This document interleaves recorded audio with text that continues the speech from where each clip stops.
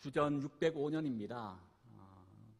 바벨론의 느부갓네살 왕이 대군을 이끌고 예루살렘을 이제 1차 침공했을 때입니다.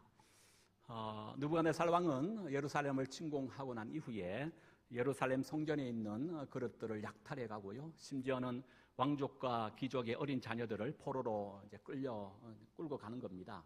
이때 포로로 끌려간 이들이 우리가 잘 알고 있는 다니엘과 그의 세 친구들도 여기에 이제 포함이 되게 되는 거죠. 이 다니엘과 세 친구들은 하나님 없는 또 이국만리, 이방 땅, 한복판, 바벨론에서 굉장한 위기를 많이 이제 겪게 됩니다. 그 중에 하나가 바벨론의 문화와 또 언어를 배우게 하게 되고요. 또 왕이 먹는 음식과 왕의 포도주를 마시도록 강요를 받습니다. 창시계명, 바벨론이라고 하는 유대식 이름을 뒤로하고 벨드사사라고 하는 바벨론식 이름을 이제 불려지게 됩니다. 바벨론이 이렇게 하는 이유가 있습니다. 한마디로 얘기하면 인간 개조 작업을 하는 겁니다. 식민지로서 포로로 끌려온 어린 아이들 대상으로 국가적 정책을 아예 그렇게 이제 펼쳐가는 겁니다. 그래서 무려 3년 동안이나 집중적인 스파르타식의 교육을 시키고 난 이후에 마지막 3년이 끝나면 왕 앞에 서게 하여 최종 시험을 하게 합니다.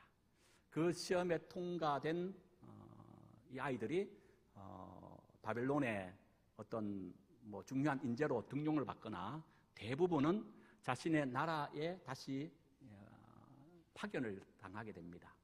그래서 자신의 나라에 그들이 가서 소위 이제 바벨론의 앞잡이 노릇하게 되는 거죠. 이것이 대제국 바벨론이 자신의 식민지 된 나라를 효과적으로 통치하고 관리하고 다스리는 방법으로 사용하게 된 겁니다. 오늘 이 본문은 그런 중에 순응하지 아니하고 뜻을 정하여 저항한 다니엘과 그의 세 친구의 내용들이 소개되고 있습니다. 먼저 8절을 보면요, 우리말 성경은 다니엘은이라고 바로 시작합니다만은 킴 제임스 영어 성경 속에서는 8절의 시작을 그러나라고 하는 접속사로부터 8절을 시작합니다. 그러나라고 하는 의미는 지금까지 앞에 있는 내용과 완전히 새로운 내용이 전개된다라고 얘기했을 때 접속사 그러나라는 단어를 씁니다. 그러니까 8절이 그러나라고 시작한다는 것은 이런 의미가 있다고 볼 수 있습니다. 다니엘서 1장 1절부터 7절까지의 내용의 말은 그 당시에 포로로 끌려갔던 다니엘의 나이가 15세 내지 17세입니다.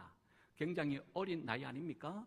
부모의 돌봄이 필요하고 아직까지는 어쩌면 철들지 아니하는 그런 어린 청년인데 그들이 부모의 가정에서 벗어나 이국만리 바벨론 땅으로, 그것도 이들은 어릴 적부터 철저한 유대식 신앙교육을 받았는데 하나님 없다고 생각하는 그 이방 땅 한복판으로 이제 끌려 이제 가게 되는 겁니다. 그때 지금까지 1절부터 7절까지의 역사적인 암울한 그 현실은 다니엘이 마치 쓰나미처럼 몰려오는 그 파도에 그냥 쓸려갈 수밖에 없었던 바로 뭐라 얘기할까요?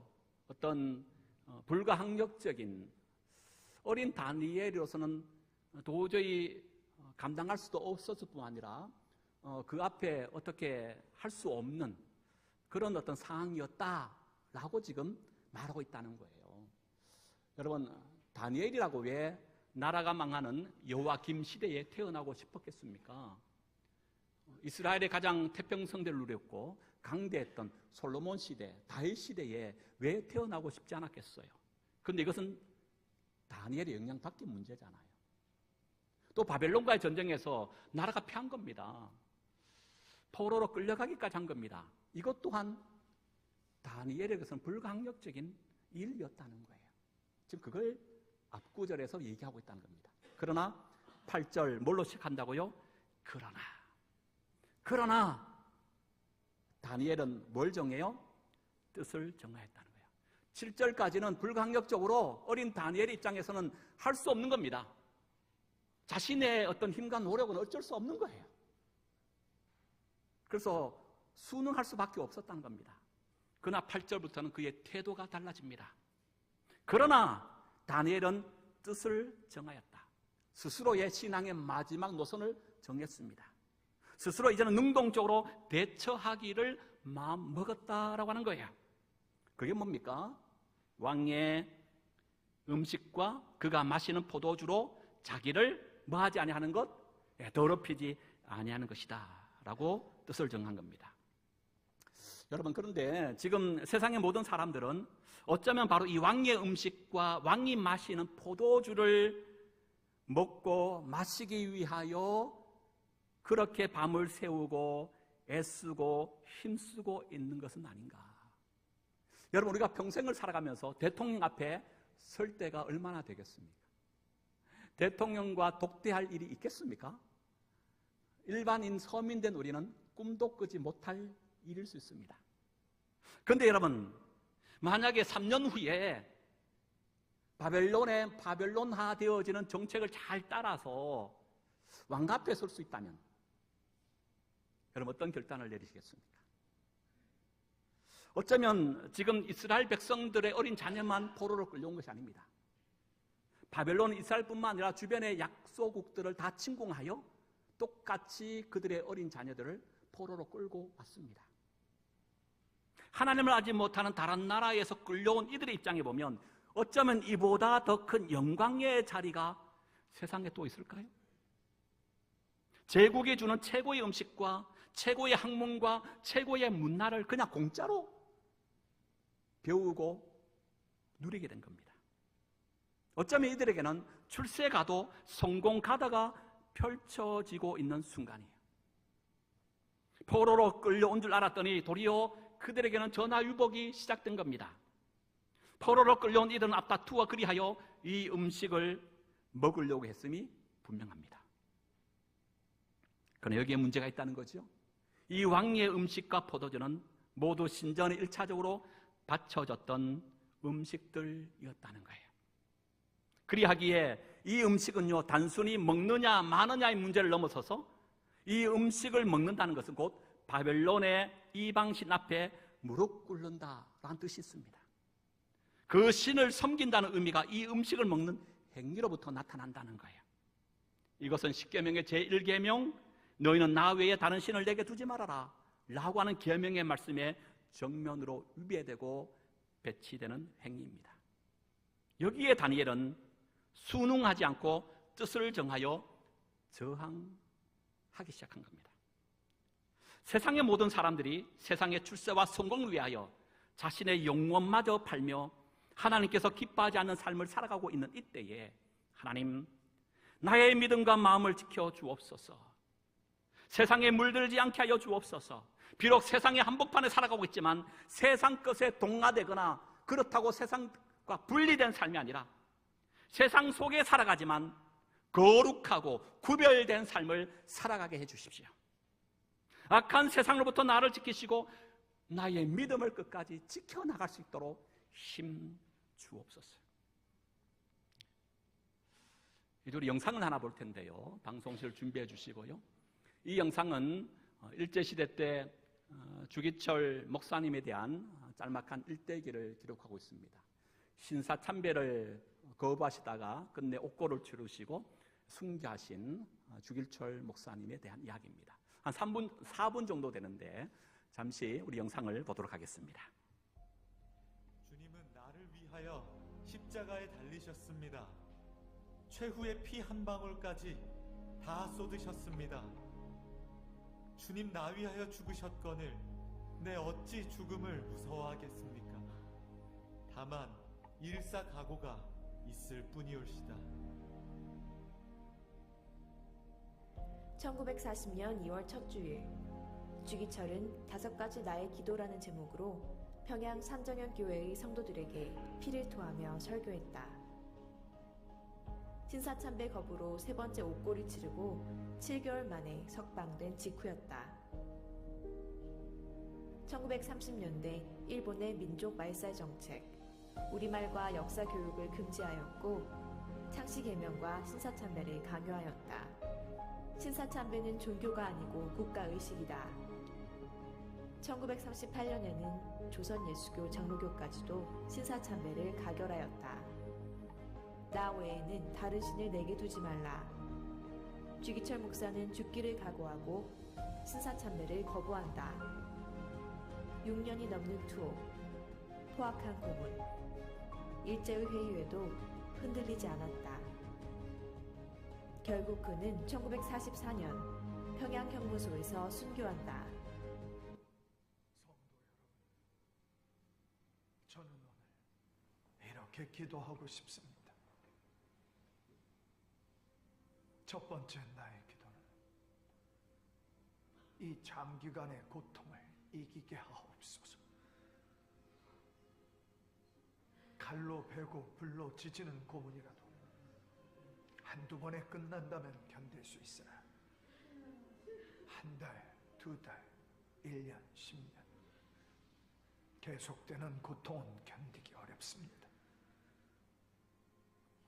두 번째 나의 기도는 의에 살고 의에 죽게 하옵소서.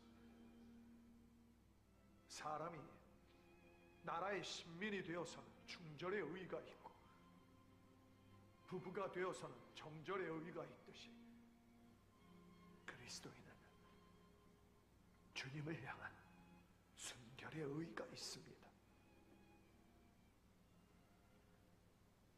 다섯 번째, 나의 마지막 기도는 내 영혼을 내 주님께 부탁합니다.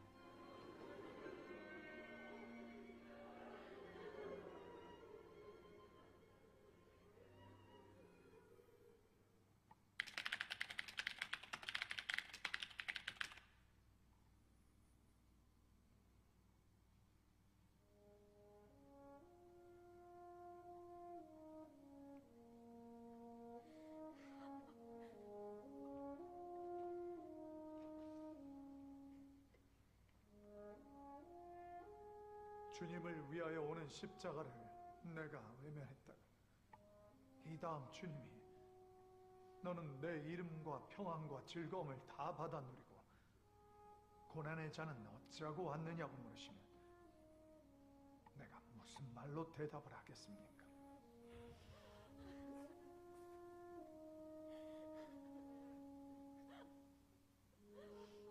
너는 내가 준 유일한 유산인 고난의 십자가는 어쩌고 왔냐고 물으시면 내 무슨 낯으로 주님을 대하겠습니까?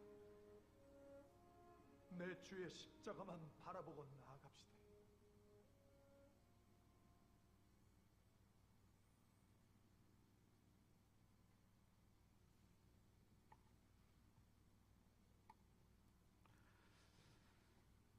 예, 우리는 늘 이 질문 앞에 서게 됩니다. 세상에 맞추어 살아야 하는가? 아니면 거슬려 살아야 하는가? 순응할 것인가? 저항할 것인가? 신앙생활 하다 보면 어떤 때는 순응해야 할 것 같고 어떤 때는 저항해야 할 것 같은 순간을 맞습니다. 어쩌면 오늘 다니엘서는 바로 이 질문에 대한 매우 분명하고도 지혜로운 답을 주는 것 같습니다. 다니엘은 무조건 싸우는 사람도 아니었고 그렇다고 아무 생각 없이 타협하는 사람도 아니었습니다. 다니엘은 바벨론어 교육을 받습니다. 언어도 배우고 행정도 배우고 체계도 배웁니다. 그러나 중요한 사실이 하나 있습니다. 다니엘은 배움을 거부하지 않았다는 겁니다. 이름이 바뀌는 것도 감내합니다. 제도 안에 들어가는 것도 받아들입니다. 왜입니까?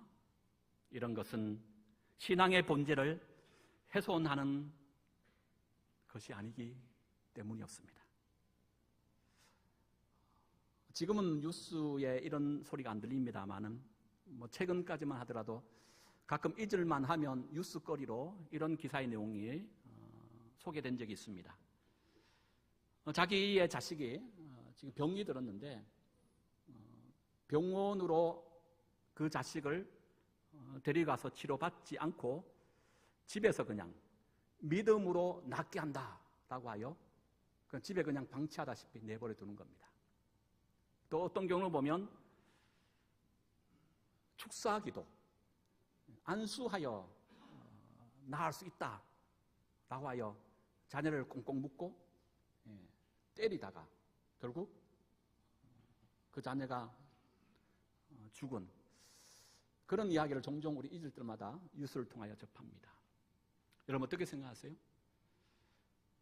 병원에 가서 우리가 의사의 손길을 통하여 의술을 통하여 내 연약한 병을 치료받고 회복하는 것하고 그걸 거부한 채 기도함으로 이런 신앙적인 어떤 그것이 방법이라 생각하여 오직 기도함을 통하여 그 병을 낫고자 하는 것, 두의 경우 가운데 누구의 경우가 더 큰 믿음의 소유자입니까? 여러분 어떻게 생각하세요?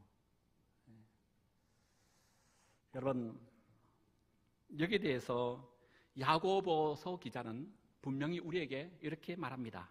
야고보서 1장 17절 현대인의 성경을 제가 읽어드립니다. 완전하고 좋은 모든 선물은 빛을 창조하신 하나님 아버지께로부터 왔습니다. 완전하고 좋은 모든 선물, 그 완전하고 좋은 모든 선물 가운데는 의술이 있을까요? 없을까요? 있습니다. 하나님께서 인간을 치료하기 위하여 의술을 우리에게 허락하신 거예요. 그 의사가 비록 예수를 알지 못하는 믿지 않는 자라 할지라도, 아니 다른 종교를 다니는 자라 할지라도 우리는 그를 통하여 우리의 육신의 연약함과 약함을 치료받을 수 있다 없다? 얼마든지 있다는 거예요. 병원에 가서 치료받아서 병이 낫는 것이 불신앙의 모습이 아닙니다. 그걸 거부한 채 그저 기도함으로 안수하고 안찰하여 여러분 병이 고침받는 것하고 여러분 굉장히 그것은 어리석은 거예요.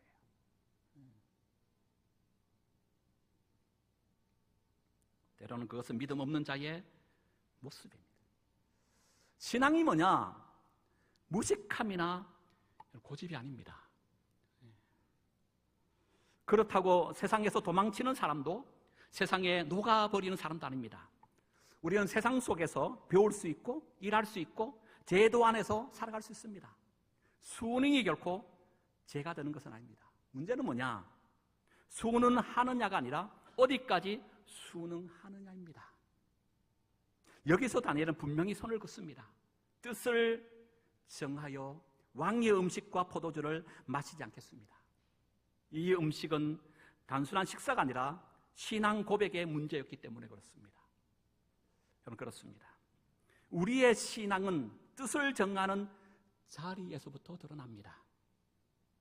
사랑하는 여러분, 지금 우리는 그 어느 때보다 뜻을 정해야 할 시대에 살고 있는 것 같습니다.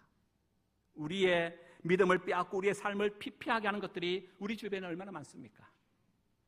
그래서 지금이야말로 우리는 뜻을 정하여 기도해야 할 때입니다. 결코 타협할 수 없는 신앙의 마지막 노선을 정하고 그것을 지켜야 할 때입니다. 왜 인생의 길이 안 보인다라고 말합니까? 아닙니다. 나에게는 안 보일지 모르지만 길은 분명히 있습니다. 우리가 바둑을 두는 경우가 있죠. 그런데 바둑을 두는 사람이 길을 잘 봅니까? 옆에서 지켜보고 훈수하는 사람들이 길을 더 잘 봅니까? 예, 옆에 지켜본 훈수하는 사람들이 바둑의 길을 더 잘 봐요. 마찬가지입니다. 우리 인생의 처음과 끝을 아시고 지켜보고 계시는 하나님이 우리의 인생길을 다 알고 계신 줄로 믿습니다. 내 눈에 안 보인다고 길이 없는 것이 아닙니다. 내가 뜻을 정하여 기도하지 않았기 때문에 안 보일 뿐입니다. 오늘도 다니엘처럼 하나님 앞에 거룩한 뜻을 정하고 일사각오의 신앙으로 그 뜻을 지키고자 하는 자에게 하나님 반드시 그 길을 열어주십니다. 그리고 우리는 그 열려진 길로 뚜벅뚜벅 믿음의 길을 걸어가게 될 줄로 믿습니다. 그래서 여러분 다음 구절이 또 우리가 주목해야 돼요. 9절입니다. 9절 한번 읽어볼까요? 시작. 하나님이 다니엘로 하여금 환관장에게 은혜와 긍휼을 얻게 하신지라. 그럼 자세히 보십시다. 순서를 정확하게 하셔야 돼요. 다니엘이 누구로부터 은혜와 긍휼을 받았다라고 말합니까? 한간장을 통하여 은혜와 긍휼을 받았다, 이렇게 지금 말합니다. 그런데 다니엘이 뜻을 정하고 난 이후에 한간장을 만난 겁니까? 아니면 반대로 뜻을 정하기 전에 다니엘에게 은혜와 긍휼을 베풀 한간장을 미리 만난 겁니까? 정리가 되시나요? 다니엘이 뜻을 정했더니 한간장을 만났다. 아니면 뜻을 정하기 전에 한간장을 만나고 난 이후에 비로소 뜻을 정했다. 성경 지금 뭐라 얘기하죠? A, B 가운데? 네. 정리하겠습니다. 네. 다니엘이 한간장을 만나고 난 이후에 뜻을 정한 게 아니고 뜻을 정했더니 하나님께서 누굴 붙여주셨다? 예, 한간장을 붙여주신 줄로 믿습니다. 여기에 중요한 신앙의 길이 있습니다. 우리 자신을 뒤돌아봐야 돼요.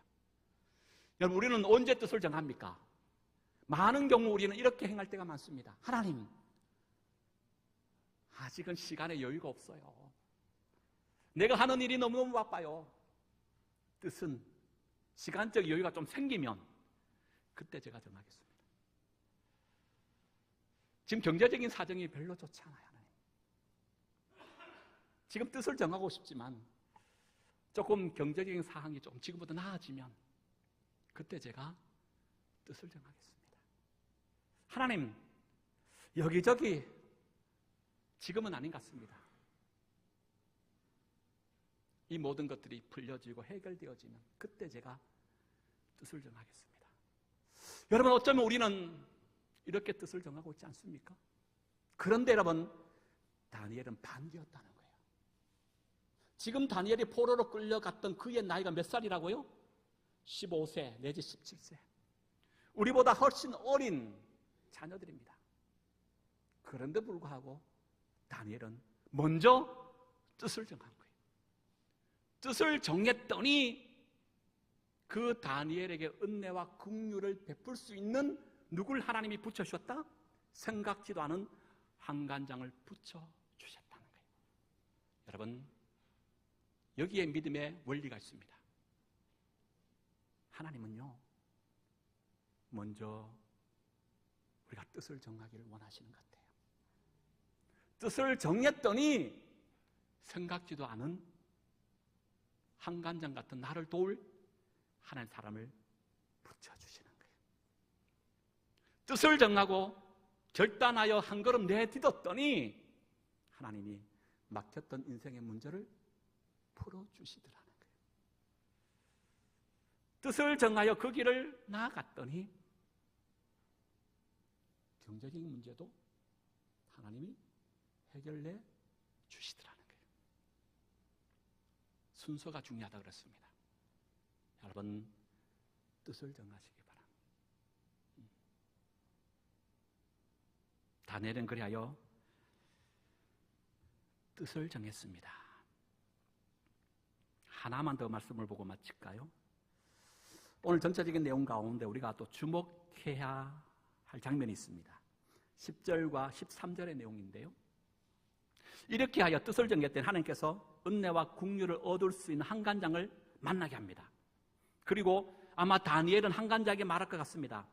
한간장이시여, 왕이 주는 포도주와 음식을 먹어야 됨이 마땅하지만 그러나 우리는 야훼 하나님 믿는 하나님의 자녀입니다.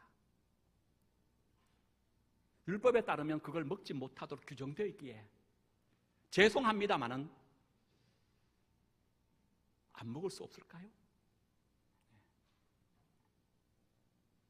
아마 이 얘기 듣던 한간장은 그러나 어떤 반응 보입니까? 10절에 보니까 혹 너의 말대로 그렇게 했다가 왕의 포도주와 왕의 음식을 먹고 건강하고 더 윤기 있는 얼굴로서 3년 뒤에 왕 앞에 서게 되고 너희들은 그렇지 못하여 초췌한 얼굴로 만약 선다면 최종 책임자인 내가 왕에게 어떤 형벌을 받을 줄 모른다. 1차 뭡니까? 거절한 거예요. 근데 한간정이 오늘 11절 이하의 내용을 보면 이 다니엘과 세 친구를 실질적으로 관리하는 감독자가 있었던 것으로 봅니다. 아마 감독자에게 이들을 소개시켜 준 것 같아요. 그리고 다니엘과 세 친구가 이 감독자에게 얘기합니다. 열흘 만에 말미를 주십시오. 열흘 동안만 왕의 음식과 포도주를 안 먹고 대신 채소와 물만 먹게 해주십시오. 그리고 열흘 후에 우리의 얼굴과 우리의 건강과 왕의 포도주와 왕의 주는 음식을 먹은 아이들과 서로 비교해 보십시오. 그런데도 불구하고 저들에 비하여 우리의 몸이 초췌하거나 건강이 안 좋게 된다면 왕의 음식과 포도주는 그때 마시게 해주십시오. 이렇게 한 거예요. 감독관이 허락했을까요? 안 했을까요? 허락을 한 거예요. 그럼 이것 또한 누가 보내준 거예요? 하나님, 왕의 말에 거부한 거잖아요. 이 감독관 하나님 보내주신 사람 같아요. 네. 여러분, 그런데 오늘 이 본문의 말씀을 통해 이렇게 해석하면 안 돼요. 이상구 목사님, 박사님이죠. 예, 돌아가셨습니다만은 이상구 박사를 통하여 한때 우리나라 전역에 채식주의 열광이 좀 일었던 때가 있습니다. 물론 육식보다는 채식이 우리의 건강에 좋은 것 같습니다. 그렇죠? 그런데 여러분, 오늘 이 본문을 육식보다는 채식을 먹어야 된다. 우리 건강은 채식이 훨씬 낫다. 건강의 목적으로 채식주의의 어떤 근거의 말씀으로 이 본문을 삼으면 되나 안 되나요? 그건 성경이요, 삼천포로 빠지는 거예요. 오늘 다니엘이 채식과 물을 먹어서 그렇지 않는 다른 포로로 끌려온 애들보다가 얼굴에 빛이 나고 더 건강하고 나중에는 지혜가 10배나 더 뛰어났다. 이 드러난 액면적인 것만 바라보고 봐라, 채식해야 돼, 그래서 그게 좋은 거야 라고 적용시키면 안 돼요. 이거는 건강의 문제를 얘기하고 있는 게 아니에요. 건강을 떠나서 종교적인 문제입니다. 우상을 숭배하느냐 마느냐의 문제였다는 거예요. 여러분, 바울이 뜻을 정하여 순응하지 않고 저항하고 있습니다. 근데 중요한 것은 다니엘이죠. 예, 다니엘이 그렇습니다. 다니엘이 저항하고 있는데 저항하고 있는 다니엘의 그 태도를 한번 오늘 본문 속에서 살펴보십시오. 우리가 저항한다, 항거한다라고 할 때 가장 먼저 떠오르는 이미지가 뭡니까? 세상 사람들은 어떤 것에 대하여 저항할 때가 있어요? 항거할 때가 있습니다. 그런데 세상 사람들이 저항과 항거할 때 흔히 쓰는 태도가 어떤 겁니까? 물리적인 충돌입니다. 그렇지 않습니까? 폭력을 마다하지 않습니다. 돌을 던집니다. 강목을 들고 휘두릅니다. 확성기를 크게 틀어놓고 주변 사람들의 귀가 따갑도록 소리칩니다. 그런데 오늘 다니엘도 자신의 신앙을 위하여 마지막 노선을 세우고 항거하기 시작합니다. 그런데 그의 항거의 자세 속에는 이런 모습이 있습니까? 없습니까? 없어요. 도리어 다니엘은요, 12절 이렇게 말합니다. 다니엘이 말하되 청하오니, 청한다는 뭡니까? 간절히 부탁한다는 거예요. 그렇습니다. 다니엘은요, 무리하거나 강력히 저항하는 모습이 없습니다. 반항하지도 않습니다. 왜냐하면 분노로 싸우는 것은 믿음이 아니기 때문에 그렇습니다. 믿음은 품격입니다. 소리치지도 않습니다. 왜냐하면 믿음은 소리 크기로 증명되는 것이 아니기 때문입니다. 하나님의 사람은 태도에도 하나님을 드러내야 합니다. 그러기에 다니엘은 정중하였습니다. 비폭력 저항 운동하면 우리는 간디를 빼놓을 수 없습니다. 폭력 대신에 진실과 사랑으로 잘못된 권력에 맞서 결국 영국으로부터 인도를 독립시켰던 결정적인 역할을 했던 인물 간디입니다. 저는 예수 그리스도의 십자가가 생각났습니다. 여러분, 예수께서 힘이 없었기 때문에 십자가를 달린 것이 아닙니다. 능력이 없어서 군중으로부터 뺨을 받고 침을 뱉음당한 것이 아닙니다. 제국은요, 힘의 논리로 군림하고 빼앗는 나라지만 예수님께서 십자가에서 보여주신 하나님의 나라는 자신의 생명을 다른 사람 위하여 기꺼이 나눠줄 수 있는 사랑의 나라이기 때문에 그렇습니다. 말씀 마칩니다. 오늘 우리는 직장과 가정과 사회 속에서 살아갑니다. 매일 선택의 갈림길에 섭니다. 그때 다니엘처럼 뜻을 정하는 사람으로 설 수 있기를 바랍니다. 세상에 살지만 세상에 속하지 않는 사람, 순응할 줄 알지만 저항할 줄 아는 사람, 힘의 논리로 세워가는 제국의 나라가 아니라 오직 사랑으로 역사하시는 하나님의 나라를 세워가는 우리 소망의 공동체가 되어야 될 줄로 믿습니다.